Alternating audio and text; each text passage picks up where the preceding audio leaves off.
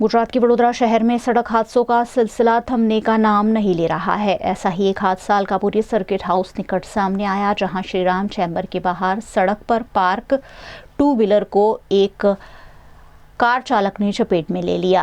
दरअसल इको चला रहे कार चालक ने बेकाबू रूप से इको चलाते हुए पार्किंग में पार्क 4 से 5 टू व्हीलर को टक्कर मार दी, जिसके चलते मौके पर हड़कंप मच गया और काफ़ी सारे लोग इकट्ठा हो गए। फौरन घटना की जानकारी पुलिस को दी गई। पुलिस ने मौके पर पहुंचकर इको कार चालक को हिरासत में लेकर मामले की पूछताछ शुरू की है।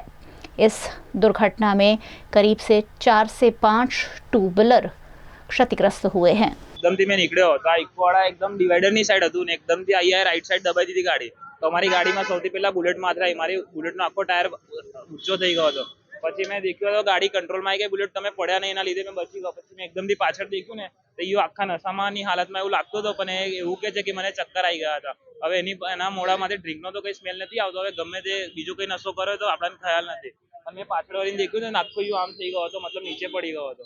હવે હું કે છે ખબર નહીં, એવું કે મેં નશા નથી કર્યા, પણ હવે આગળની તપાસ પોલીસવાળા જ કરશે। હવે બાકી અમે તો બચી ગયા। બાકી બહુ સૌથી પહેલા એ અમને ઠોકીને આખા પાર્કિંગમાં ગાળી દીધી। પાર્કિંગમાં ગાળ્યા પછી બધી ગાડીઓ અહીંથી ઉડાઈ દીધી અને અહીંયા અથડાઈ ગઈ। નશાની હાલતમાં છે અને અત્યારે 10-15 મિનિટ પહેલા ગાડી ઠોકી છે કાપુરી સર્કિટ હાઉસની સામે શ્રીરામ ચેમ્બર પાસે।